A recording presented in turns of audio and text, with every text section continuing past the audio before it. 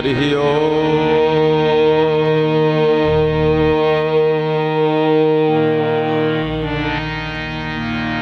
नमः परमहंसाय स्वादितजन्मजन्मकरन्दाय भक्तजन मानस निवासाय श्रीरामचन्द्राय नमः। ध्येयं सदा परिभवग्नमभीष्टदोहम् तीर्थास्पदं शिवविरिञ्चिनुतं शरण्यम् वृत्यार्तिहं प्रणतपालभवाब्धिपोतं श्रीवन्दे महापुरुषते चरणारविन्दम्। वंशे विभूषितकरान् नवनीरदाभान् पीताम्बरादरुणबिम्बफलाधरोष्ठा पूर्णेन्दुसुन्दरमुखादरविन्दुनेत्रा कृष्णात् परं किमपि तत्त्वमहं न जाने। जय जय श्री राधा रमण जय जय नवल किशोर जय गोपी चित चोर प्रभो जय जय माखन चोर। श्री राधा मेरे स्वामिने मेरा राधा जी को दास जन्म जन्म मोहि दीजियो श्री वृंदावन को वास। जन्म जन्म मोहि दीजियो श्री वृंदावन को वास। बोले वृंदावन धाम की जय हो, राधा वल्लभ लाल की जय हो, राधा रमण सरकार की जय हो, श्रीमद्भागवत महापुराण की जय हो। नमः पार्वती पतये हर हर महादेव शंभो।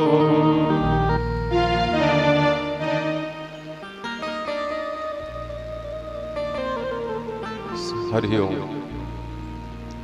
श्री राधे राधे गोविंद गोविंद राधे।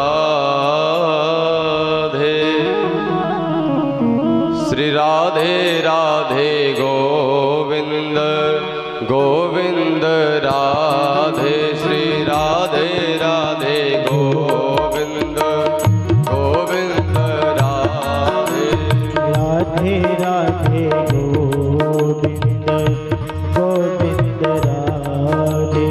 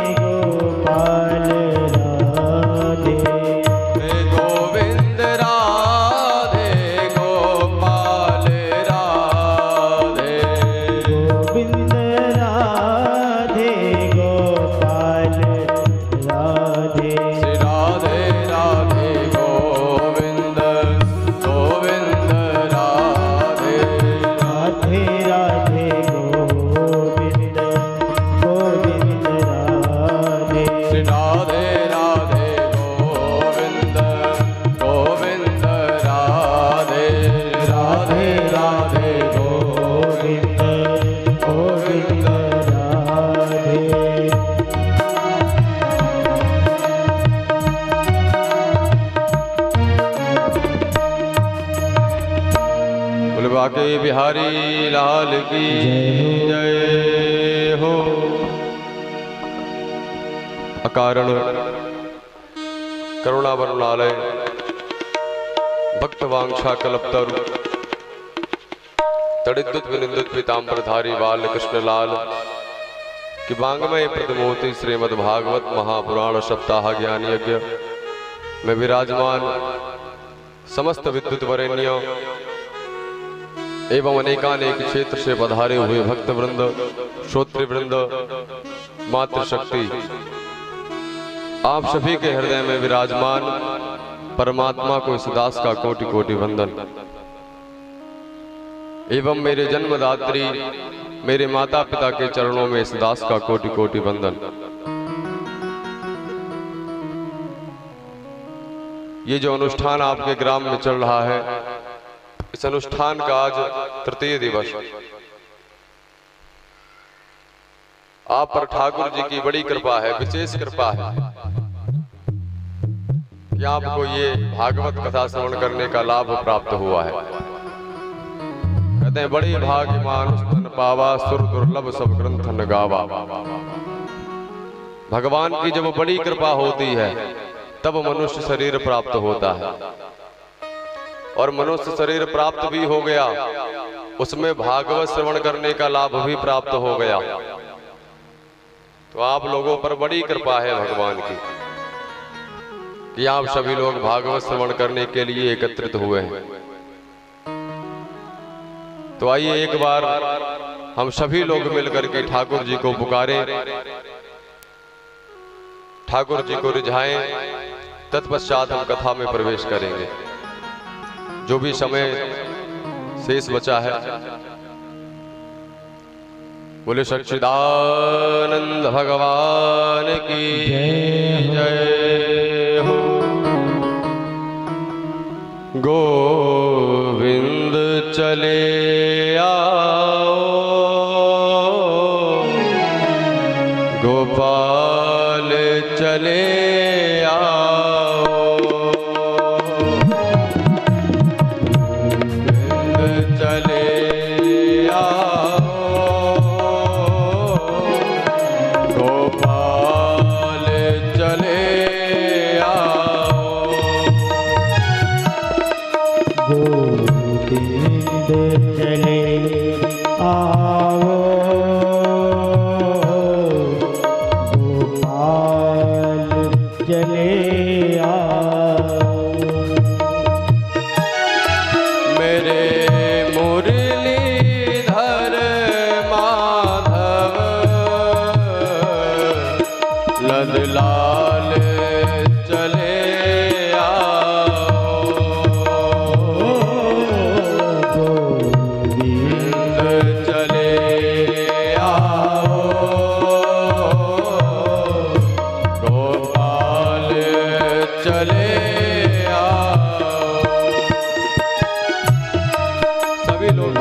ताली बजाओ। चले आओ,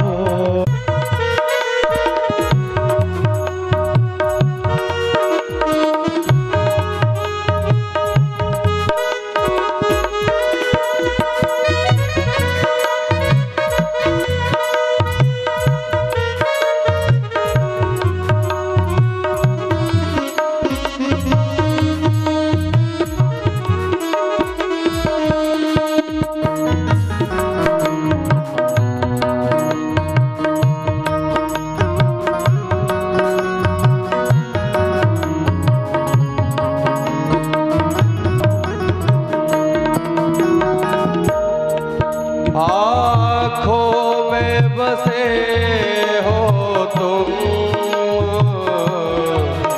धड़कन में धड़कते हो। आँखों में बसे हो तुम, धड़कन में धड़कते हो। आँखों में बसे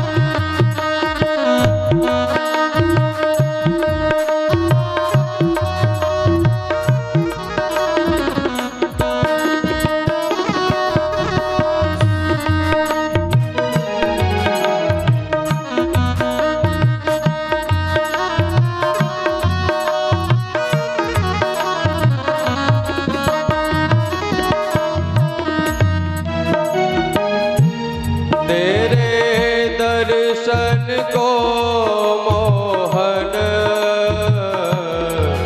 मेरे नैन तरसते हैं। तेरे दर्शन को मोहन मेरे नैना तरसते हैं।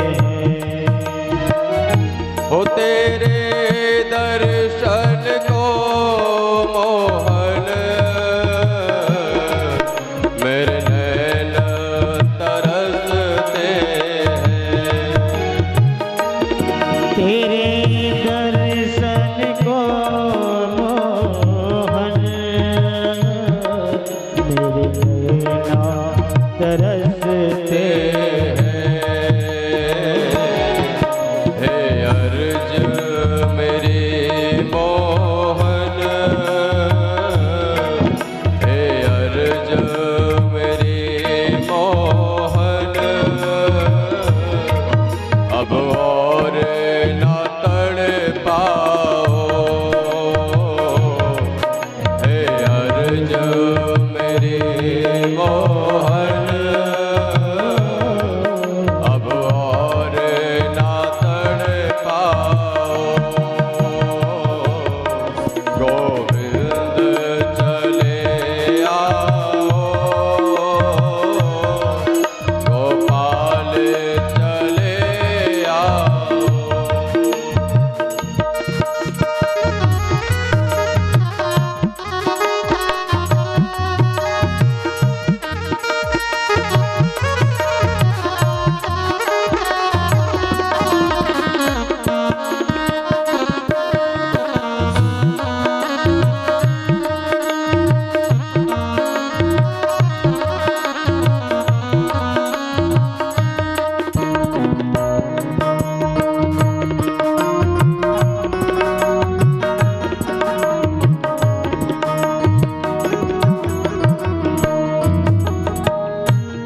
एक शर्त जमाने से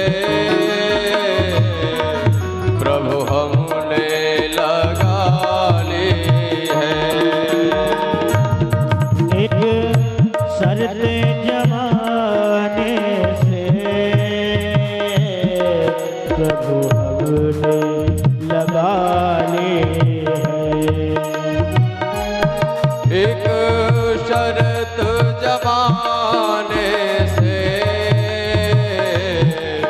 प्रभु हमने लगा ली है। एक शर्त जमाने से प्रभु हमने लगा ली है।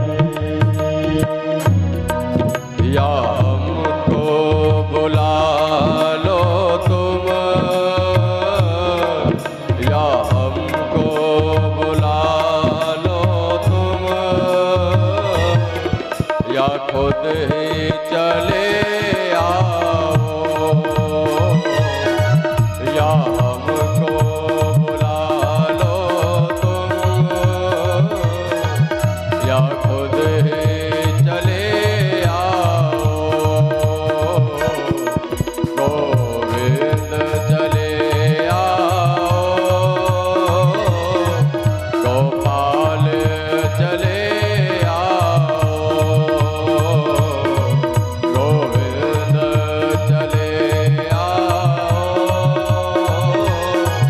गोपाल चले आओ। बोले वृंदावन बिहारी लाल की जय हो। यत्फलं नास्ति तपसा न योगेन समाधिना, तत्फलं लभते सम्यक् कलौ केशवकीर्तिना। यत्फलं नास्ति तपसा न योगेन समाधिना, तत्फलं लभते सम्यक् कलौ केशवकीर्तिना।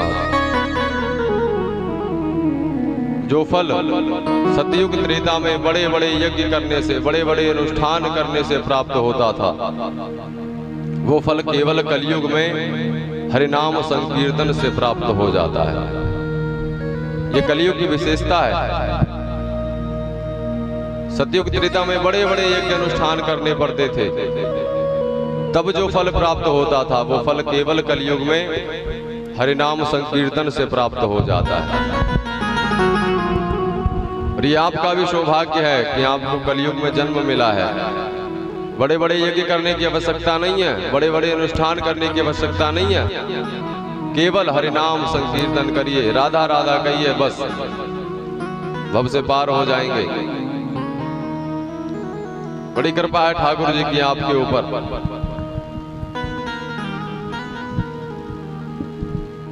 जिस समय परीक्षित का जन्म हुआ, परीक्षित तो नाम सुना होगा ना आप सभी ने। कौन थे परीक्षित, बताइए, कौन बताएगा?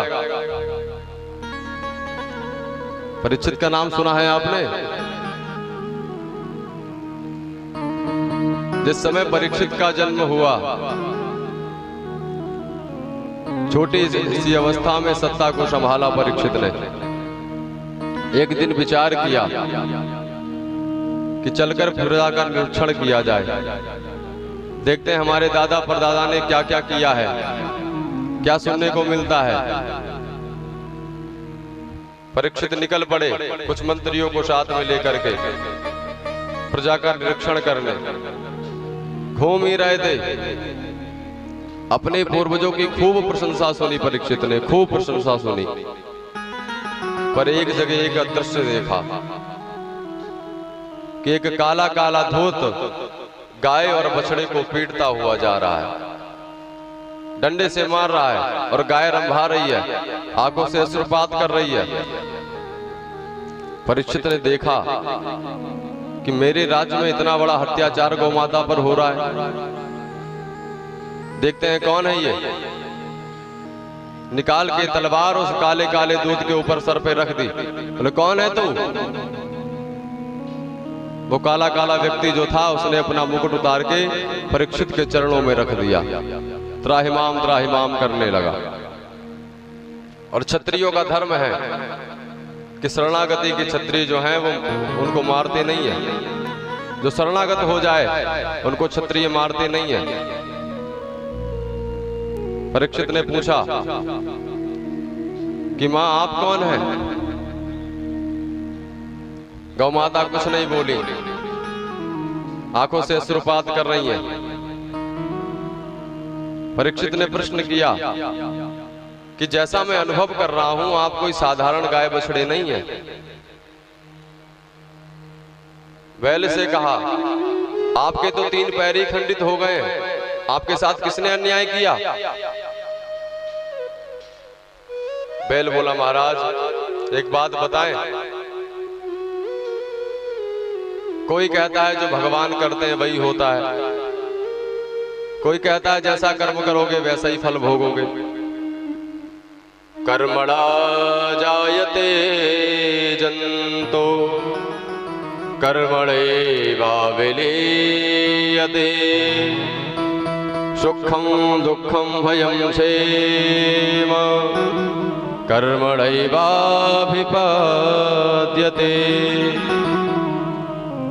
कोई कहता है जैसा कर्म करोगे वैसा फल भोगोगे, तो हम अपनी दुर्दशा का कारण किसे बताएं? आप बताइए। परीक्षित समझ गए, बोले आप कोई साधारण गाय बछड़े नहीं है, मैं पहचान गया आपको। ये जो गौ माता है ना, ये साक्षात धरा देवी है और आप साक्षात धर्म है। पर मेरी ये समझ में नहीं आ रहा है कि धरा और धर्म के पीछे ये काला काला धूर्त कौन पड़ा है।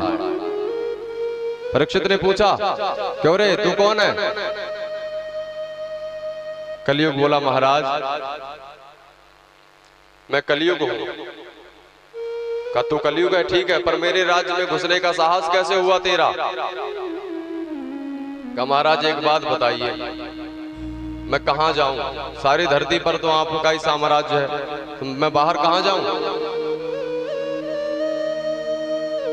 कि महाराज मेरे अंदर बहुत सारी बुराइयां हैं, मैं स्वयं मानता हूं, पर मेरे अंदर एक बहुत सुंदर गुण भी है। क्या गुण है? अभी मैंने आपको बताया कि यत् फलम नास्ति तपसा न योगे न समाधिना तत्फलम लभते सम्यक् कलौ केशव कीर्तिना। कलयुग ने कहा महाराज मेरे अंदर ये बहुत अच्छी विशेषता है कि जो बड़े बड़े यज्ञ करने से फल नहीं प्राप्त होता था वो मैं कलयुग में केवल नाम संकीर्तन से प्राप्त करा देता हूं। ये मेरा बहुत सुंदर गुण है। इस गुण पर परीक्षित रीझ गए। परीक्षित बोले ये गुण हमें तुम्हारा पसंद आया, तो इस गुण के बदले में हम तुम्हें रहने के लिए 4 स्थान देते हैं। अब ध्यान से सुन लेना आप सभी लोग भी। कौन कौन से स्थान दिए? द्यूतम पानम स्त्रिया सोना यत्रा धर्मश्चतुर्विधा। 4 स्थान दिए कलयुग को रहने के लिए। पहला द्यूतम, जहां जुआ खेला जाता हो वहां तुम जाओ अपना निवास बना लो। दूसरा पानम, जहां मदिरा पान किया जाता हो उस घर में तुम अपना निवास बना लो। तीसरा स्त्रिया, जहां पर स्त्री लंपट पुरुष रहते हो उस घर में तुम अपना निवास बना लो। और चौथा, जहां जीव जंतुओं की हिंसा होती हो उस घर में तुम अपना निवास बना लो। 4 स्थान दिए। द्यूतम पानम स्त्रिया सोना यत्रा धर्मश्चतुर्विधा। पर कलयुग बोला वाह महाराज, जैसा यात्री वैसे ही आपने कमरे दे दिए। कम से कम एक गुण मेरा अच्छा लगा तो एक जगह तो अच्छी दे दीजिए हमें। बोले बताओ क्या चाहते हो? कलयुग बोला पुनश्चयाचमानाय जातरूपमदात् प्रभु। बोले महाराज मुझे स्वर्ण में निवास और मिल जाए। परीक्षित प्रसन्न थे, बोले ठीक है जाओ। स्वर्ण में निवास दिया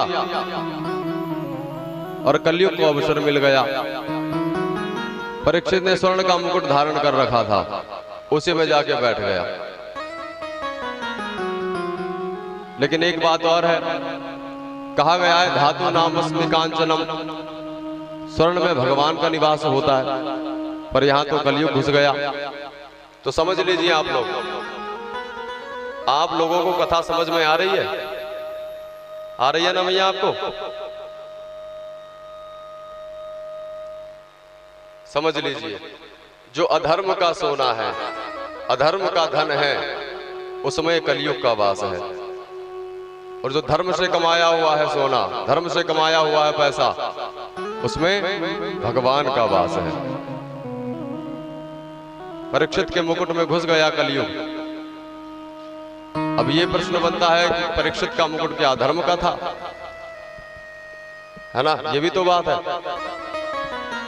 वो मुकुट था, पांडवों ने जरासंध से उसको जीता था, उसको परास्त करके उसका मुकुट जीत लिया, और वही मुकुट एक बार परीक्षित ने धारण कर लिया। वो धर्म का सोना था, इसलिए कलयुग उसमें विराजमान हो गया। परीक्षित वापस गए और एक दिन शिकार करने के लिए निकले, पर मुकुट पहन रखा है, उसमें कलयुग बैठ गया है। शिकार करते करते रास्ता भटक गए, खूब घूमे जंगल में। रास्ता भटक गए तो प्यास लगी, तो एक बाबा की कुटिया दिखाई पड़ी। विचार किया उस कुटिया में जाके देखूं। कुटिया के भीतर गए, जाकर के देखा एक महात्मा जी ध्यान लगाए बैठे हुए हैं। खूब आवाज लगाई, महात्मा जी महात्मा जी, खूब बुलाया, और महात्मा जी तो समाधि में बैठे, उन पे कोई असर नहीं पड़ा। परीक्षित ने सोचा कि शायद ये मेरे आदर से बचने के लिए नाटक कर रहे हो। तो क्या किया, एक मरा हुआ सर्प पड़ा था, उस सर्प को उठाया और महाराज जी के गले में डाल दिया और चले गए। ये दृश्य एक बालक देख रहा था। उसने देखा, दौड़ करके गया और शमीक ऋषि के पुत्र को, श्रृंगी ऋषि को बताया, ऐसा ऐसा हुआ है।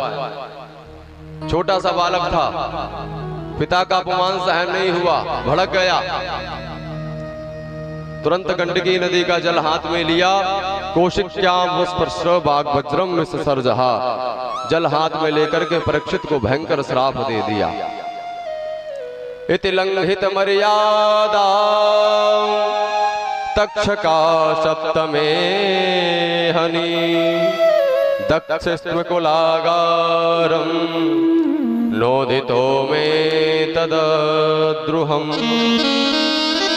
परीक्षित को श्राप दे दिया कि मेरे पिता की जिस सर्प से, मरे हुए सर्प से अपमान किया है, यही तक्षक नाग 7वें दिन जीवित होगा, तुझे डसेगा और तेरी मृत्यु हो जाएगी। वाणी का बाण बालक ने छोड़ दिया और रोता रोता जब कुटिया में आया, पिता के गले में सर्प देखा तो रोने लगा। जब तेज तेज से रोया तो महात्मा जी की आंखें खुली, पुत्र को गोद में ले लिया, कहा पुत्र क्यों रो रहे हो, ये तो मरा हुआ सर्प है। और जो साथ में थे मित्र लोग, उन लोगों ने घटना बताई, ऐसा ऐसा हुआ है। महात्मा जी सुनकर के दंग रह गए कि बेटा ये तूने क्या कर दिया, ये तूने महान अर्थ कर दिया, क्योंकि अब इस राष्ट्र में परीक्षित जैसा राजा दोबारा मिलने वाला नहीं है। इस राष्ट्र को दोबारा परीक्षित जैसा राजा प्राप्त नहीं होगा, क्योंकि अब जो भी राजा होंगे सब धर्मनिरपेक्ष होंगे। पर जो हुआ सो हुआ। अब परीक्षित को पता तो चले 7 दिन में मरने का श्राप मिला है। एक शिष्य को भेजा, शिष्य गया, परीक्षित को सारी घटना सुनाई, और परीक्षित ने जैसे ही मुकुट उतारा, आत्मग्लानि से भर गए। परीक्षित विचार करने लगे कि ये मैंने क्या कर दिया। कभी गलती से भी संत का अपमान ना हो जाए, क्योंकि कोलम समूलम दहाति ब्रह्मस्वार निपावका। जो संत का अपमान करता है उसका संपूर्ण वंश समाप्त हो जाता है। इसीलिए गलती से भी कभी संत का अपमान ना हो जाए, सावधान रहिए। कुलम समूलम दहाति ब्रह्मस्वार निपावका। परीक्षित को पता चला, आत्मग्लानि से भर गए। विचार किया कि अब 7 दिन तो जीवित रहना ही पड़ेगा, श्राप मिला है। तो परीक्षित ने अपने पुत्र जन्मेजय को सत्ता पर बैठाल करके और शुक्रताल में चले गए, बट वृक्ष के नीचे विराजमान हुए। और जैसे ही सभी संतों को पता चला कि हमारे सम्राट को मरने का श्राप मिला है, 7 दिन में मरने का उनको परीक्षित को श्राप लगा है, सभी संत महात्मा दौड़े दौड़े आए परीक्षित के पास। सभी महात्मा, परीक्षित ने जैसे ही देखा सबको प्रणाम किया। परीक्षित आज विचार कर रहे हैं कि मुझे श्राप मिला है या आशीर्वाद मिला है, ये तो मुझे ही नहीं पता। क्योंकि यदि उस बालक का आज श्राप न लगा होता मुझे, तो क्या इतने सारे संत दर्शन देने के लिए आते? नहीं आते। तो मुझे तो यही अनुभव नहीं हो रहा है कि मुझे श्राप लगा है या आशीर्वाद मिला है। तो समस्त संतों को प्रणाम करके परीक्षित ने पूछा कि महाराज, एक ही बात जानने की इच्छा है कि मेरे माणस्य किम कर्तव्यम, मरने वाले व्यक्ति को क्या करना चाहिए, किसका भजन करे, किसका पूजन करे, क्या करे क्या ना करे। और प्रश्न कर ही रहे थे, इतने में ही सुखदेव जी महाराज का आगमन हो गया। तत्रा भवत भगवान व्यासपुत्रो प्रदक्षयागामटमानो नपेक्षा, अलक्षलिंगो निजलाभतुष्टो व्रतस्य वालैरवधूतवेशः। सुखदेव जी महाराज का आगमन हो गया। सुखदेव जी महाराज 16 वर्ष के हैं, आयु में सबसे छोटे हैं, पर बड़े बड़े महात्मा उनको प्रणाम कर रहे हैं। 10-10 हजार वर्ष के महात्मा उनको प्रणाम कर रहे हैं। क्योंकि विद्वता जो होती है वो किसी की उम्र से नहीं होती है। बड़े बड़े महात्मा सुखदेव जी को प्रणाम करने लगे। परीक्षित ने देखा, विचार किया, ये कौन है? मानो आज परीक्षित पे कृपा करने के लिए भगवान स्वयं सुखदेव जी के रूप में आए हैं, कृपा करने के लिए। ना जाने किस भेष में नारायण मिल जाए, पता नहीं कौन से भेष में भगवान हम पर कृपा करने के लिए आ जाए। परीक्षित ने पूजन किया सुखदेव जी महाराज का, प्रणाम किया और वही प्रश्न किया कि महाराज मेरा एक ही प्रश्न है कि म्रियमाणस्य किम कर्तव्यम, मरने वाले व्यक्ति को क्या करना चाहिए। सुखदेव जी महाराज प्रसन्न हो गए, बोले परीक्षित तुमने बहुत सुंदर प्रश्न किया है। वरियाने सते प्रश्नः कृतो लोकहितं नृपः आत्मवित्सम्मतः पुंसा श्रोतव्यादिषु या परः।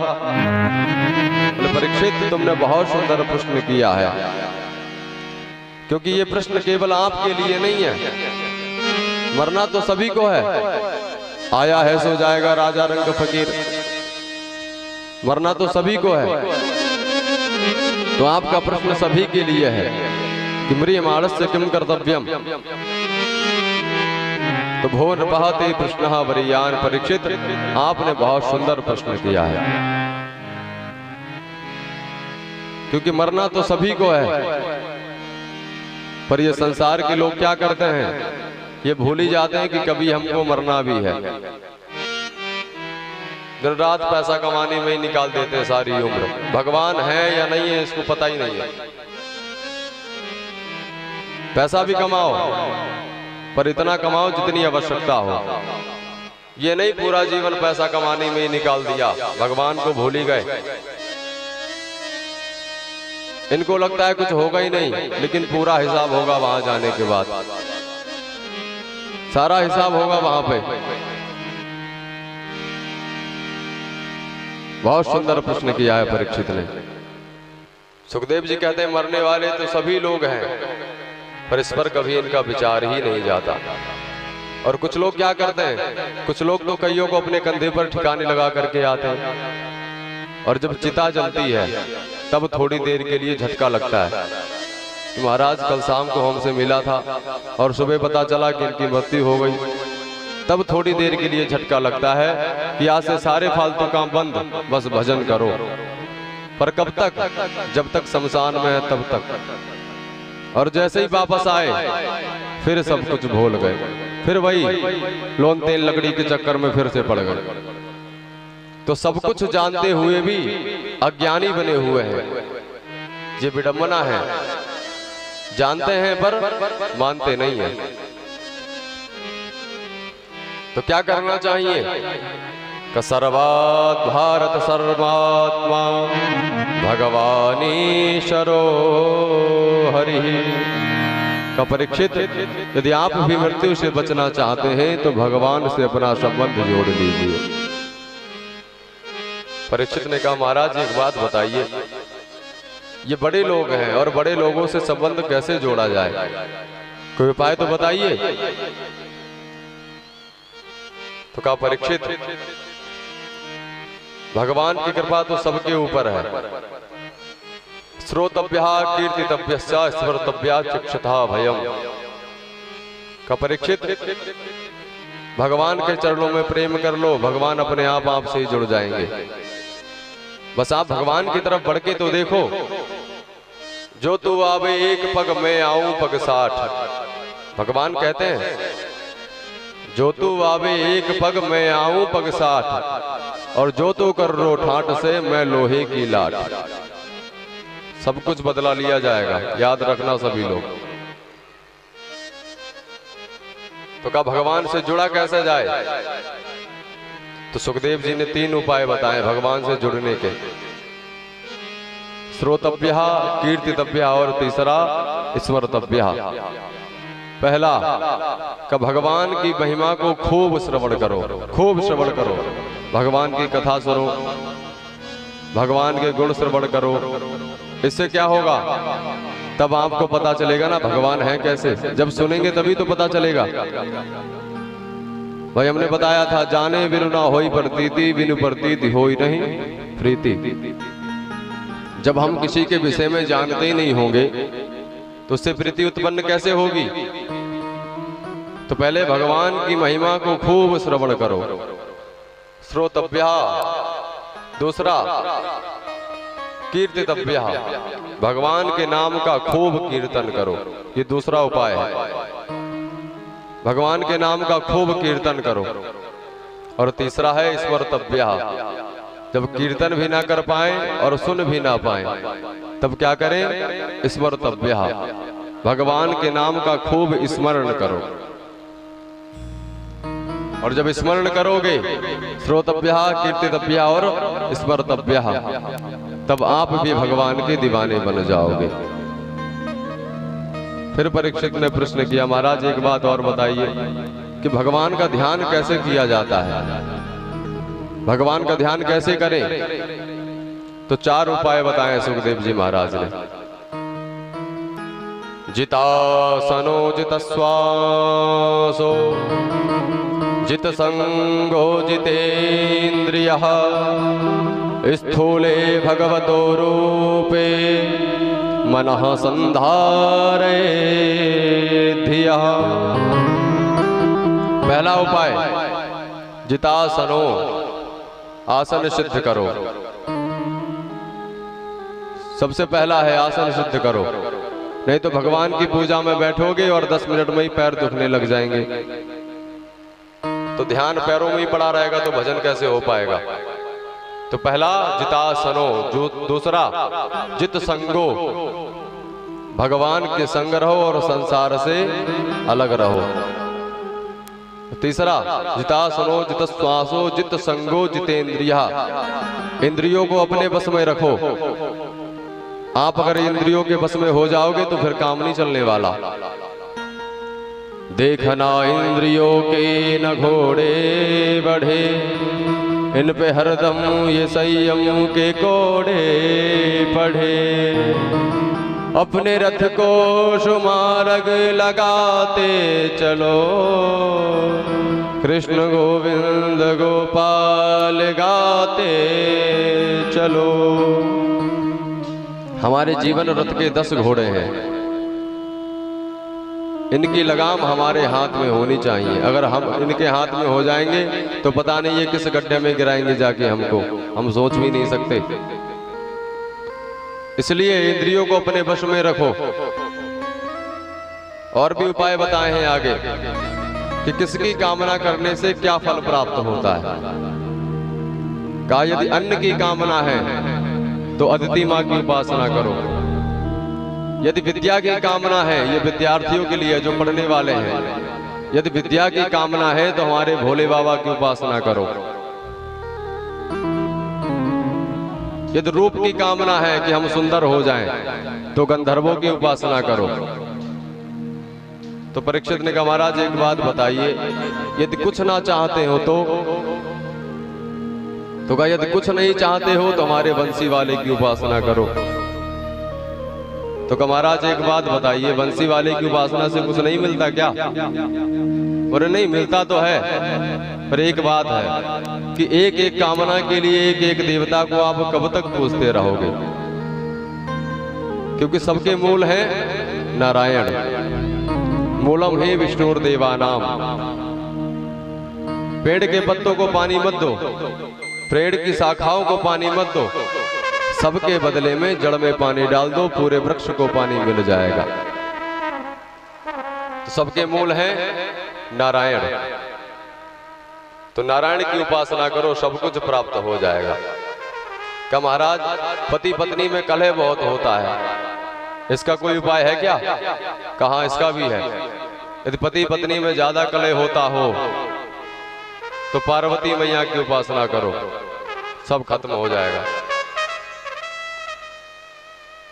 आगे स्थूल ध्यान के बारे में बताया, सूक्ष्म ध्यान के बारे में बताया।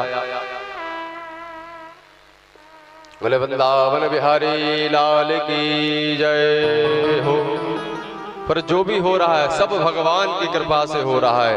जब ये भाव रहेगा तब भगवान की कृपा होगी आपके ऊपर कि ठाकुर जी जो भी हो रहा है सब आपकी कृपा से हो रहा है। अब चाहे आप बनाओ या बिगाड़ो, ये सब आपके हाथ में है। और जब ये भाव रहेगा तो कभी आपको अभिमान आ ही नहीं सकता, ये मेरा दावा है। पर कब? जब ये भाव आपके मन में रहेगा तब कि ठाकुर जी बने या बिगड़े सब आपके हाथ में है। तो आइए एक बार बड़े प्रेम से गाइए हमारे साथ, बोले बाकी बिहारी लाल की जय हो। ऐसी कामना करते हैं ठाकुर जी से कि मेरा आपकी कृपा से सब काम हो रहा है, मेरा आपकी कृपा से सब काम हो रहा है, मेरा आपकी कृपा से सब काम हो रहा है, आपकी कृपा से सब काम हो रहा।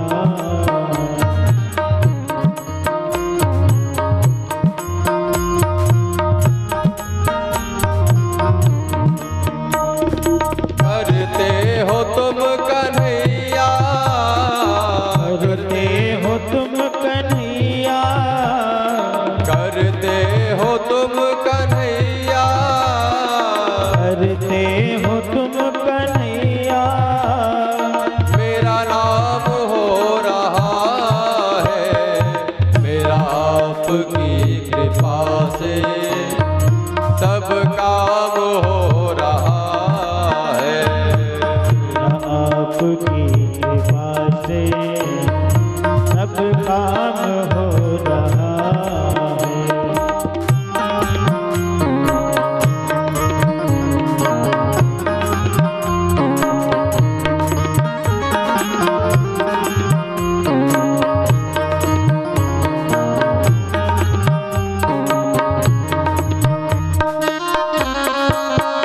सभी लोग प्रेम से ताली बजाते हुए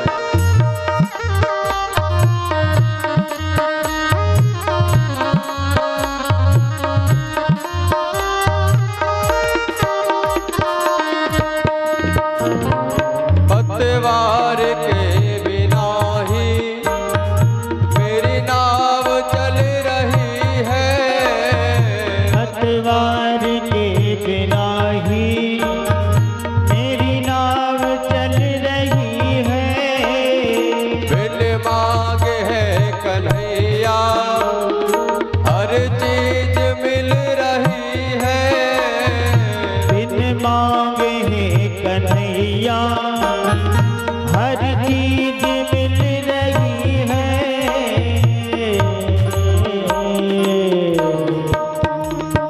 करता नहीं मैं कुछ भी, करता नहीं मैं कुछ भी, सब काम हो रहा है, करता नहीं मैं कुछ भी, सब काम हो रहा है, मेरा आपकी कृपा से सब काम हो रहा है। करते हो तुम कन्हैया, करते हो तुम कन्हैया, मेरा नाम हो रहा है, मेरा आपकी कृपा से सब काम हो रहा है।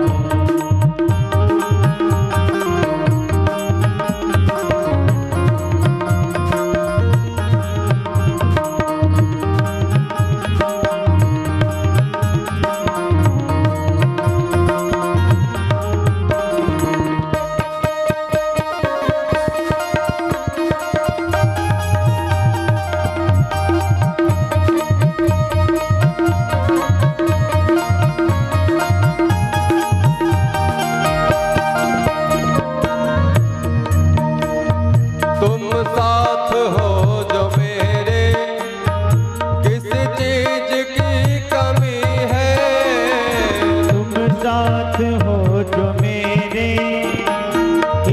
चीज की कमी है, किसी और चीज की अब दरकार भी नहीं है, किसी और चीज की अब दरकार भी नहीं है।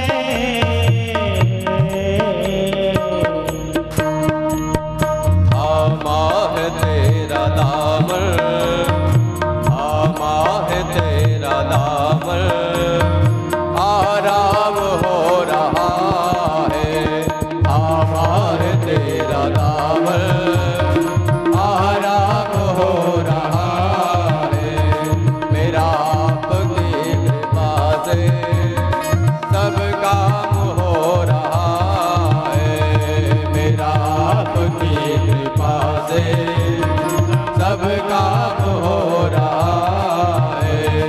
करते हो तुम कन्हैया, करते हो तुम कन्हैया, मेरा नाम हो रहा है। मेरा आपकी कृपा से सब काम हो रहा है। मेरा आपकी कृपा से सब काम हो रहा है। मेरा आपकी कृपा से सब काम हो रहा है। बोले बाके बिहारी लाल की जय हो, प्यासी महाराज की जय हो, सुखदेव जी महाराज की जय हो। जय जय श्री राधे, जय जय श्री राधे, जय जय श्री राधे श्याम। पूज्य महाराज श्री का आगमन हो चुका है आपके मध्य में। श्री राधे, जय श्री श्याम।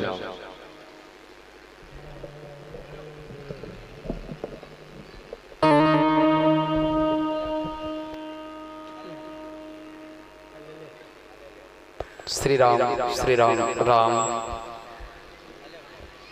बोली श्री हनुमान जी महाराज की जय हो। एक बार सब लोग जोर से जयकारा लगाएं। बोलिए यज्ञ पुरुष भगवान की जय हो। बोलिए सच्चे दरबार की जय हो। अभी आप लोग हमारे परम श्रद्धेय परम विद्वान आचार्य पंडित कान्हा दीक्षित जी के मुखारविंद के द्वारा श्रीमद् भागवत कथा के अंतर्गत बड़ी पावन कथा को श्रवण कर रहे थे। बड़ा ही आनंद आ रहा था। जैसा कि आपके बीच में ये पावन 18वां श्री विष्णु महायज्ञ संत सम्मेलन का भव्य कार्यक्रम चल रहा है, जिसका तृतीय दिवस है। इस तृतीय दिवस की दोपहर कालीन बेला में आप सभी का हार्दिक अभिनंदन वंदन है। इस कार्यक्रम के संयोजक हमारे श्री श्री 1008 श्री संत महंत श्री पालदास जी महाराज, आश्रम ग्राम मकसोहा, और इस कार्य